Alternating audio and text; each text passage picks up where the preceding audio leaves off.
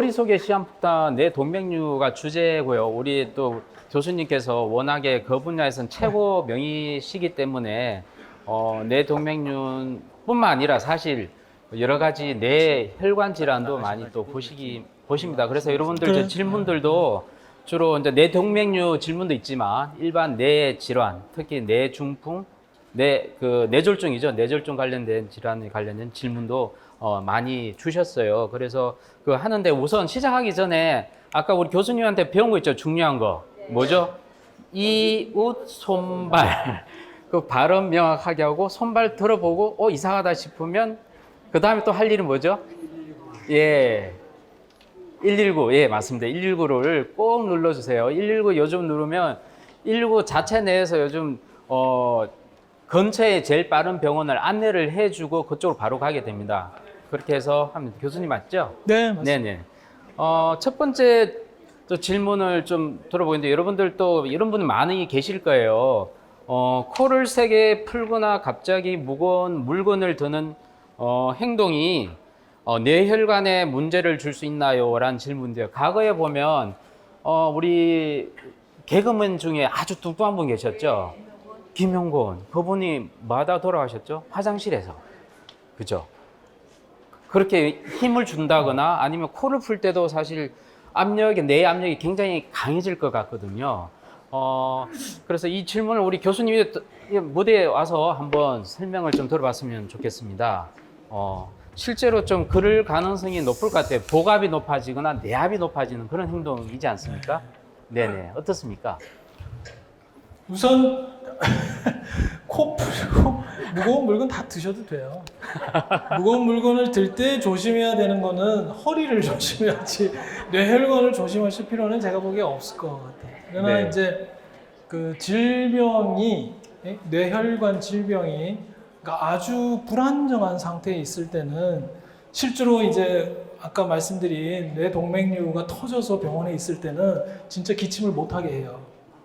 병원에 있을 때는. 그러니까 그 정도로 아주 현재 병이 막 굉장히 불안한 그런 병원에 있은 그런 그 투병 중인 상태에서는 물론 이제 위험할 수 있지만 다른 일반적인 경우에서는 코 시원하게 푸시고 그 무거운 물건도 들고 뭐 움직이고 다 하셔야죠. 허리를 조심하시고. 아니 그러니까 생리 현상인데 코를 안 풀 수도 없고 네. 또 화장실에 안 갈 수도 그럼요. 없고 그렇습니다. 그래서 일반적인 상황에서는 굳이 그럴 필요 없다. 화장실에서 명확한- 힘주는 거는 네. 뇌혈관보다는 치질을 줘요. 걱정 마세요. 알겠습니다. 네네네. 자, 그런데요. 내가 사실은 이 모형을 가지고 나서 여러분들 좀 궁금해 할 것 같아서. 자, 여기 바로 사람 똑같은 크기의 뇌 모형입니다. 근데 어떨 때 아까 뇌출혈 중에도 지주 마카출혈도 있고 뇌내출혈도 있고 또 뇌동맥류 같은 경우는 이게 사실 그 화면만으로 봤을 때는 어디가 잘생긴지를 잘 모르겠어요. 그 부위 이런 걸 좀 지적을 해 주시고요. 두 번째는요. 특히 마비가 이게 어디가 고장 났길래 이렇게 한쪽이 마비가 되는지 이것도 한번 좀 설명해 주면 예. 좋겠는데. 이거 이거 무겁네 되게. 간단히만 조금 머리를 드러낼까요? 차라리? 기사님 이것만 좀 드러내겠습니다 이거. 좋습니다. 실제 뇌 모양입니다. 이 똑같은 뇌 크기고요. 자, 우리 사람을 만들 때 뇌는 굉장히 귀하잖아요. 여러분들 선물을 포장할 때 여러 겹으로 포장하시죠? 그래서 머리는 지금 몇 겹으로 포장이 돼 있어요. 제일 겉에 피부가 있고 그 다음에 또 뭘로 포장이 돼 있어요? 두개골로 포장이 돼 있어요. 그래서 두개골을 떼내면 뇌가 바로 나오는 게 아니라 이 뇌를 또 둘러싸고 있는 막이 있는데 그거가 경막이라는 거예요. 경막. 그래서 그 경막도 떼내면 비로소 이제 선물을 보죠. 선물을 보는데 그 선물에는 또 얇은 비닐이 씌워져 있어요. 그게 지금 몇 중으로 지금 그 얇은 비닐이 지주막이에요. 그래서 그 지주막 밑으로 그 안으로 터진 게 이제 뇌지주막 가출혈 이렇게 얘기를 하는 거예요. 그래서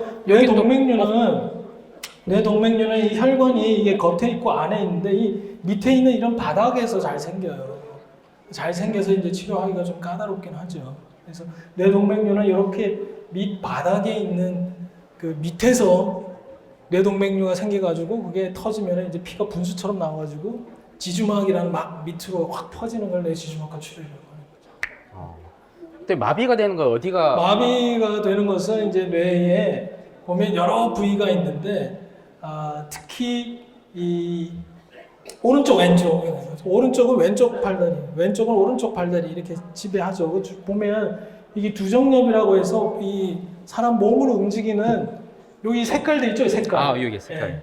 예. 이 색깔 띄어 있는데 이 부위가 주로 사람 몸을 움직이는데 예 연관이 돼 있고요. 여기 보면 이쪽 맨 밑에 이쪽이 주로 입을 움직이고 뭐 입술 이런 데고 중간이 손쯤 되고 또 위쪽으로 올라갈수록 이제 다리 움직이게 되고 그래서 그 부위가 어디가 기능이 떨어졌는지에 따라서 말을 못하게 되기도 하고 팔이 힘이 빠지기도 하고 다리가 힘이 빠지기도 하고 그래서 근데 대부분은 팔다리가 같이 힘이 빠져요. 뇌는. 여기 뇌 혈관이 여기 막히면 여기 뇌 부위가 다 그죠? 뇌 세포가 죽는 겁니다. 여기 혈관이 바로 뇌 세포를 공급하는 기관이기 때문에 네, 자 그렇습니다. 아까 내가 궁금해했거든. 눈썹에다가 수술한다고 하셔가지고 궁금했는데 사실은 눈썹 쪽에 옆으로 보면 뇌 바로 밑바닥이 보입니다. 그래서 뇌동맥류가 밑바닥에 많이 생기니까 눈썹을 통해서 충분히 수술해도 된다 그런 말씀을 하신 맞습니다. 거죠. 네네. 이거 보니까 좀 되게 이해가 잘 됩니다. 이해가 네. 빠르시네요. 네네. 자, 두 번째 또 질문을 가도록 하겠습니다. 이것도 코네 같은 코골이고 정상이 없는 작은 비파열 뇌동맥류를 여기 사실 아까 그래 설명도 하셨고 이게 예측이 안 된다라고 하셨어요. 근데 사실은 좀 예측을 좀 해주셨으면 좋겠다. 증상이 없는 미파일 뇌동맥을 만났단 말이죠. 네네네. 통계적으로 보면 대부분은 크기가 작고, 그러니까 제 병원에 오는 환자들에 보면 10명 중에 한 6, 7명은 아직 치료가 필요 없는 경우가 많아요. 근데 이제 한 서너 사람을 저희가 치료를 하자고 결정하는데 아까 뭐라 그랬어요? 이분을 보니까 앞으로 한 10년 혹은 20년 정도 건강하게 살아가는데 이게 좀 많이 커져 있고 풍선이 작은 게 터져요? 큰 게 터져요? 많이 커져 있고 그 다음에 예쁘게 평평한 게 터지겠어요? 아니면 삐쭉삐쭉 못생긴 게 터지겠어요? 많이 못생겨 있고 그 다음에 이제 전문가가 보기에 잘 터지는 부위가 있고 잘 안 터지는 부위가 있어요. 잘 터지는 부위에 있고 근데 이분이 나이가 한 40 중반, 50 초반 돼서 한참 일해야 될 나이고 그러면 이거는 예방을 해줘야 되겠다 이렇게 결정을 하게 되는 거죠. 이거는 그래서 무슨 공식처럼 크기가 몇 미리 이상 치료합니다. 뭐 몇 살 이상 치료합니다. 이렇게 딱 공식처럼 하는 게 아니라 전문가가 자기 경험 혹은 이제까지 연구 결과를 토대로 그런 다양한 요소들을 고려해서 치료를 하는 때 유리한 점과 치료를 하지 않아서 왜냐하면 치료라는 거는 치료에 따르는 위험성도 있기 때문에 그 득과 실을 잘 균형을 맞추어서 치료를 하는 게 유리하다고 판단이 될 때 치료를 하는 거예요.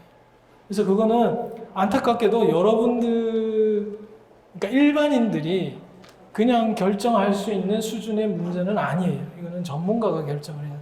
네.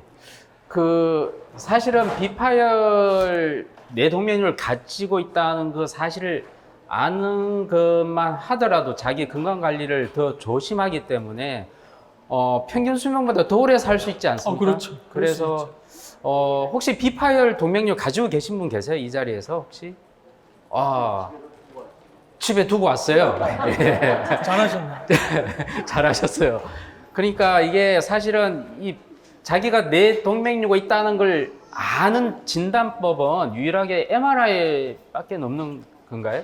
그러니까 혈관을 볼 수 있는 검사가 컴퓨터 촬영 CT라고 하는 거, 그 다음에 MRI, 그 다음에 좀 전문적으로 하는 게 아까 사타구니 이렇게 넣는 거 보셨죠? 근데 그거는 병원에 와서 입원해서 하는 그런 뇌혈관 조영술 이렇게 크게 3가지 정도가 있어요. 뇌혈관을 촬영하는 게. 그래서 일반적으로 건강검진이나 외래에서 병원 방문해서 검사할 수 있는 거는 CT나 MRI를 찍으면 할 수 있어요. 근데 이게 사실 이제 막 이제 수술을 받으려면 이게 몸도 아니고 뇌 부위잖아요. 그죠? 뇌 수술에 대한 후유증이랄까 이런 거에 대한 고민이 질문이 많았습니다. 네. 그래서 네. 알고도 수술을 또 막상 해야 된다라고 병원에서 얘기해도 불안해서 그렇죠. 이 네. 후유증에 대한 불안감인데요. 그에 대해서 좀 속 시원하게 좀 답변 부탁드릴게요. 그 모든 치료 행위는 특히 수술, 뭐 약도 마찬가지, 약도 부작용이 있죠. 근데 왜 약을 드세요? 낫게 하게. 그러니까 그 약을 먹음으로써 나한테 이득이 크기 때문에 그런 부작용이 있음에도 불구하고 약을 드시는 거예요. 근데 수술도 마찬가지. 아무리 간단한 수술도 수술에 따르는 예기치 못한 위험성이 있을 수밖에 없고 더군다나 뇌수술도 그렇겠죠. 그러나 전문가가 뇌수술을 결정했다고 하면 이분은 그런 혹시 있을지도 모르는 뇌수술의 후유증을 겁내는 것보다 치료를 해서 뇌동맥류가 파열되는 것을 막아주는 것이 훨씬 더 유리하고 이득이 되기 때문에 그렇게 하는 거. 근데 대부분 이런 미파열 뇌동맥, 그러니까 터지지 않은 상태에서 우리가 수술이나 또는 시술도 마찬가지인데 치료를 하게 되면 아까 말씀드린 대로 100명 중에 우리가 뭐 주로 이제 10중 8구 이렇게 100명 중에 거의 뭐 95명 이상 어쩌다가 한두 분 정도가 조금 불편하고 고생하는 정도 이런 정도이기 때문에 그 한두 명에 여러분들이 해당되지 않기를 바라고 모든 수술자들은 그렇게 최선을 다해서 수술을 하니 전문가께서 누가 보든 간에 뭐 수술적인 치료든 뭐 시술적인 치료든 하는 게 좋겠습니다 하면 의기투합해서 마음을 보태서 하시는 게 유리할 거예요. 네, 고맙습니다. 뇌동맥류 관련된 질문은 이제 이 정도로 하고요. 일반적인 또 질문들이 또 많이 와 있습니다. 아마 여기 계신 분들도 아마 약 복용 아스피린이라고 혹시 아세요? 네. 예, 되게 묽게 하는 거잖아요. 혈액을. 그래서 아스피린이 혈관에 좋다고 하는데, 자, 뇌혈관 질환 예방에 효과가 있는지. 아스피린은 대단히 중요한 약이죠. 그 다음에 값도 싸고 굉장히 훌륭한 약입니다. 그래서 약국 가서 사 먹고 싶죠. 그러면 안 돼요. 아스피린도 약이고요. 아스피린은 아까 얘기한 그 뇌혈관 질환 중에 혈관이 막히는 병을 예방하기 위한 약이에요. 그러나 모든 약은 뭐가 있다? 부작용이 있다. 그래서 아스피린을 먹었을 때 자기가 득이 더 많은 환자들이 있어요. 그걸 누가 알아요? 의사가 알아요. 그래서 의사 선생님이 아스피린을 드시는 게 좋겠습니다 할 때 먹는 거지 아스피린이 좋은 약이라고 해서 막 드시면 안 돼요. 왜냐하면 이거는 피를 묽게 하는 약이어서 이것도 부작용이 있어. 예를 들어서 위장관 출혈이 생긴다든지 아니면 위장 장애가 생긴다든지 이런 게 있을 수 있다. 그래서 아스피린은 대표적으로 뇌경색을 예방하는 약이지만 그 약을 드시는 것도 전문가가 반드시 상의를 하셔야 됩니다. 그러니까 이게 좀 건강한 사람들 분께서 미리 예방하기 위해서 아스피린 먹는 거는 권장되지는 않습니다. 이미 기존에 뭔 질환을, 혈관 관련 질환을 가지고 계신 분이 복용을 하되 또 의사 선생님하고 상담을 하셔서 판단을 해 주셔야 될 것 같습니다. 그죠? 네, 맞습니다. 자, 네 번째 질문은 사실 여기에 혹시 뇌졸중으로 좀 후유증을 가지고 계신 분 계실까요? 네. 여기에 보면 질문이 많았어요. 여기 두 가지가 다 같은 질문인데요. 뇌졸중 치료를 받았는데 편마비가 왔어요. 후유증이 있다는 거죠. 자, 이런 후유증이 좀 완치라든지 아니면 그에 근접한 치료가 될 수 있을까요? 라는 질문이고요. 자, 이것도 마찬가지입니다. 후유증은 완치가 될 수 있을까요? 똑같은 질문인데, 네. 이게 제일 좀 관심 많을 것 같아요. 이게 뇌 신경은 손상되면 사실 회복이 안 된다라고 알려져 있어서 그대로 평생을 지내야 될 건지 아니면 그게 앞으로 가능한 건지. 네.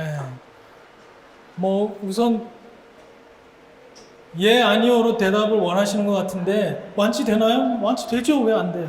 완치돼요. 아까 제가 뭐라 그랬어요? 매일매일 낫는다 그랬죠. 1cm씩. 매일매일 1cm씩. 우리 전문가들, 의학자들이 뇌라는 구조 혹은 우리 생면 형상이라는 걸 아직 다 잘 몰라요. 옛날에는 망가지면 절대 회복이 안 돼 그랬지만 그렇지 않아요. 예? 앉아서 걷지 못하는 환자들도 열심히 치료를 하다 보면 걷는 거예요. 그렇게 걸을 수 있도록 만드는 또 여러 가지 의학적 기술들이나 노력들도 하고 있어요. 요즘은 한쪽 마비된 사람하고 로봇을 입혀가지고 로봇이 걷게 만드는 그런 연구들도 하고 있다고 해요. 어쨌든 내가 여기서 끝인가? 그렇지 않다. 매우 매우 더디고 답답하지만 조금씩 회복이 될 거다. 중요한 것은 그렇게 끈기 있게 노력하는 것을 멈추지 않는 거다. 너무 급하게 생각하지 않는 거다. 오랫동안 장기적으로 투자를 해서 매일매일 한 걸음씩 좋아진다는 목표로 노력을 하면 완치된다. 완치 왜 안 되냐? 저는 그렇게 얘기하고 싶어요. 네, 박수 한번 쳐주세요. 심지어 아까 로봇의 도움을 받아서 걸을 수 있다라고 하셨어요. 그러니까 가수 강원래가 실제로 그렇게 해서 걸을 수 있다는 얘기잖아요. 그렇죠. 요즘 뭐 그걸로 이제 로봇을 입어가지고 거의 평생 못 걷던 분이 막 걷는 연습하고 뭐 이런 것도 그걸로 시합도 하고 막 그래요. 또 교수님 최근에는 그 끊어진 신경 아니면 마비된 고장난 신경을 네. 이어가지고 시술에 붙이는 네. 그런 네. 것도 지금 동물 임상에서 되고 있는 건가요? 마찬가지로 우리 네네. 뇌신경을 이용해서 뭐 신호를 보내서 움직이게 만드는 아까 우리 사회자께서 말씀하신 그런 어떤 전문가는 전문가대로 열심히 노력 중이에요. 여러분 건강하게 사셔야 됩니다. 자꾸 가면 갈수록 새로운 기술들이 자꾸 나오니까 그만큼 건강하게 살 때 유리할 것 같습니다.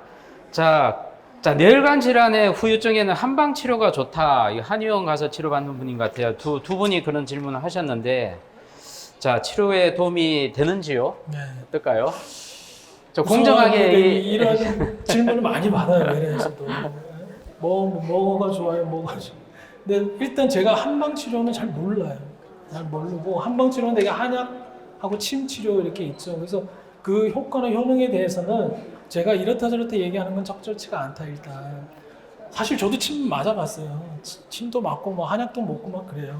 그래서 뇌혈관 질환에서 그런 것들이 도움이 되는지 안 되는지 저는 잘 모르기 때문에 그거는 그쪽 전문가가 대답하는 게 맞고, 단 하나 제가 말씀드리고 싶은 거는 급성기에 그러니까 이 병원에서 이제 투약을 하거나 이럴 때는 한약이랑 같이 섞이면은 약효를 가늠할 수 없기 때문에 좀 곤란하겠죠. 그래서 약을 드실 때는 반드시 상의해서 드시고, 그 다음에 아까 얘기한 요즘은 이제 뇌경색이 많기 때문에 아스피린이나 이런 피를 묽게 하는 약들을 많이 들고 계세요. 그죠? 그 중에 일부는 굉장히 센 약들도 드시고 계세요. 그러니까 피를 아주 묽게 하는 약. 그런 분들이 침을 맞으면 좋을까요? 그거는 제가 말려요. 그런 분들이 침을 맞으면 이 피가 잘 멎지 않기도 할 뿐더러 자꾸 이렇게 찌르면은 원래 피를 묽게 하려고 하는 약효가 좀 반감되는 효과도 있기 때문에 그런 경우는 조금 피하라고 말씀드리고 싶어요. 네, 그 정도로. 네네. 더 이상 더 들어가면 위험할 것 같습니다. 네. 자, 또 술에 관련된 질문인데요. 우리 송혜라는 MC 분은 점심 때 술을 그렇게 많이 드신다고 또 하십니다. 그런데도 건강하시잖아요. 그리고 또 술을 하루에 2잔 정도는 괜찮다고 또 건강을 위해서. 근데 최근에 아버지가 뇌동맥류가 있다고 해서 병원에서 절주를 하셨는데 이 뇌동맥류 아니면 뇌질환과 이 술은 어떤 관계가 있을까요? 담배, 흡연은 직접적인 관련이 있어요. 그거는 근거가 있고 모든 전문가들이 담배는 전부 금하고 있습니다.